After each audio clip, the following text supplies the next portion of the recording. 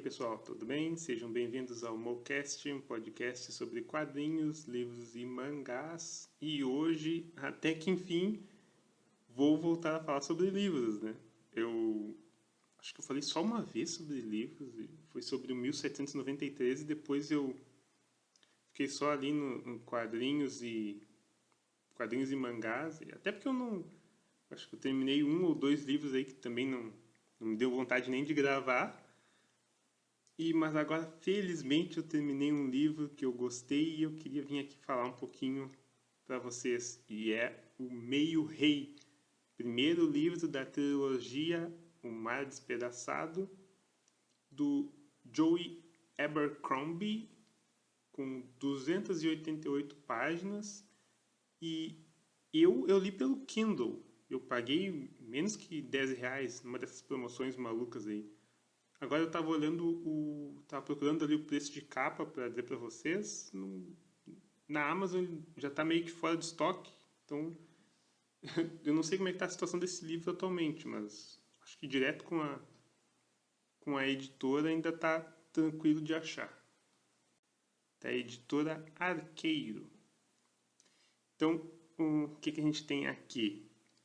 Ele é um livro de fantasia medieval, mas assim, ele é bem pé no chão, bem pé no chão. Eles falam um pouquinho sobre que existiram muito tempo atrás elfos, mas no presente da história é bem pé no chão, assim, o pessoal ali lutando com armaduras e tal, não tem assim poderes, monstros, essas coisas não aparecem. A gente está no país, né, a província de Gatland, e nós acompanhamos o Iarvi. O Iarvi, ele é o segundo filho do rei e não bastasse isso, ele tem um problema na mão dele, numa das mãos, que ele não, né, ela é defeituosa, assim, ela não se desenvolveu por completo, então ele não consegue, por exemplo, segurar uma espada, né, ou segurar um escudo. Então, entre o pai dele, a família dele meio que ficava tirando sarro e tal. Ele não era uma pessoa muito querida ali naquele ambiente, né? Por outro lado, ele focou bastante nos estudos. Ele é extremamente inteligente e ele pretende virar um ministro. Que nesse universo os ministros eles, na verdade, a função geral de um ministro seria, né, auxiliar o povo do país, auxiliar o rei, o presidente, né? É que no nosso Brasil atual a gente não vê esse tipo de coisa. Mas, né? Então o Yarvi, ele queria ser um ministro para ele não precisar lidar com isso. Até por ele ser o segundo filho, né? Não precisar lidar com essas questões do reinado ali e tal, todas essas coisas. Ele ia ser um ministro que daí não precisaria casar nem nada. Ele viveria para auxiliar o povo. O detalhe é que tanto o pai dele quanto o irmão mais velho, que era o herdeiro, o pai dele é o Uthric. E os dois eles são mortos durante uma emboscada numa batalha. E então, o que acontece? O trono cai na mão dele e agora o Yarvi, ele é um rei, ou um meio-rei, já que ele não é considerado pelas outras pessoas como um homem completo, né? Ele é um jovem ainda e tem toda essa questão do problema que ele tem na mão. E aí a gente embarca nessa jornada ao lado do Yarvi, enquanto ele tenta ali entender esse mundo, né, de como é que ele vai reinar aquele lugar, como é que ele vai fazer para ter o respeito dos seus súditos e como é que ele vai conseguir sobreviver nesse um universo assim, de muito cinismo e muita traição, né? Então a gente acompanha essa jornada dele. Foi o primeiro livro que eu li do Joe Abercrombie, não sei se eu estou falando certo, espero que sim.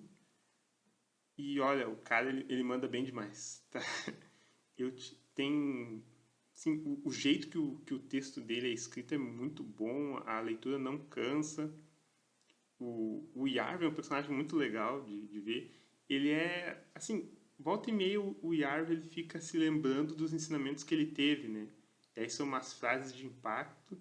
Então ele é tipo fazendo uma comparação aí com agora o Duna, ele é tipo um Paul Atreides, só que ele é legal, tá? Eu deixo para outro momento para eu falar um pouquinho de Paul Atreides, né? Uma hora que se eu gravar uma coisa de Duna.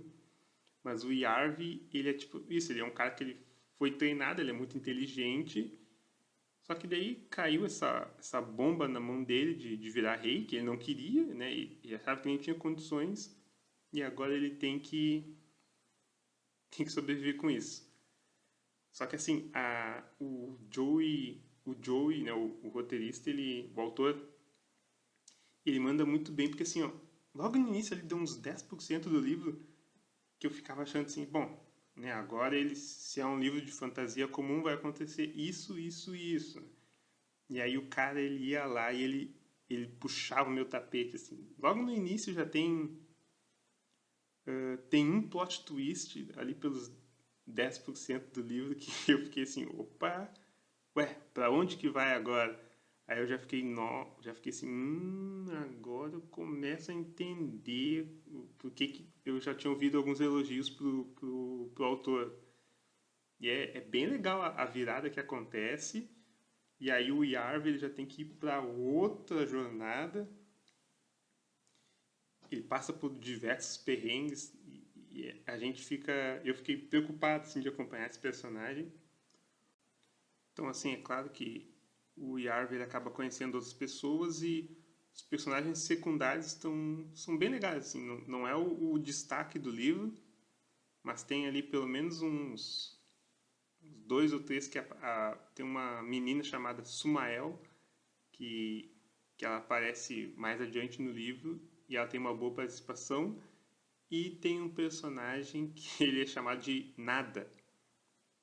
Ele é um escravo e também depois é um personagem que vai sendo desenvolvido e é bem legal de acompanhar ali como é que ele fica do lado do Yarv. O universo apresentado ele é bem construído. Eu gostei bastante conforme vai citando os outros lugares ali, essa questão dos elfos, né, que eles dizem que tem algumas construções enormes assim antigas que estão destruídas, mas que elas eram habitadas por elfos. E eles só dizem isso. A gente fica, né, o que dá aquela vontade de saber o que aconteceu. Outra coisa que é importante hoje em dia nesses universos de fantasia é, por exemplo, a parte de religião. Aqui também tem conflitos religiosos. Tem a questão lá que tem uma religião nova que está querendo meio que enterrar as outras, né? Ser a religião única. E eu gosto assim que a maioria do povo é politeísta, né? Eles têm várias divindades. E aí eles ficam falando, por exemplo, assim, a Mãe Guerra. Mãe Guerra é tipo aí a deusa deles da guerra, né? E o Pai Paz. Então eu achei muito legal o jeito que eles compõem esses deuses que aparecem e funciona muito bem dentro ali dos diálogos entre os personagens. Sim, o maior destaque do livro é a forma que o Yarv vai se desenvolvendo e as coisas que ele vai vendo na jornada que ele embarca. Né? Uma coisa que eu não achei que não funcionou tão bem é o jeito que o autor ele narra as batalhas. Eu achei que falta um tempero e não são as batalhas mais criativas que eu já li. Até porque o foco desse livro assim, não é. Até pelo Yarv não saber exatamente lutar muito bem, né? Por ele não conseguir. Então, a parte das batalhas não é exatamente o maior destaque.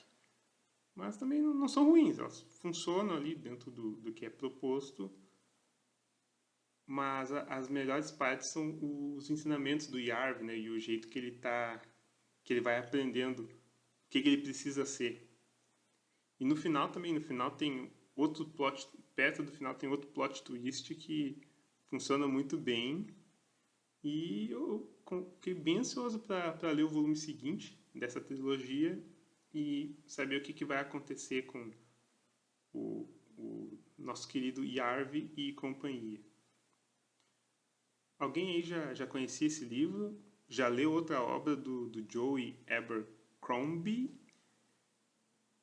Então, acho que o que eu tinha para falar desse livro é por aí. É um livro bem pequeno, tem menos de 300 páginas, então ele é muito, muito gostoso de ler e é um universo de fantasia que vale bastante a pena.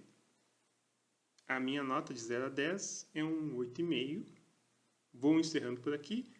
Antes, só queria pedir para quem está acompanhando o canal aí pelo YouTube, Spotify, o Anchor mesmo, se puder seguir, quiser compartilhar com seus amigos, amigas, eu agradeço bastante.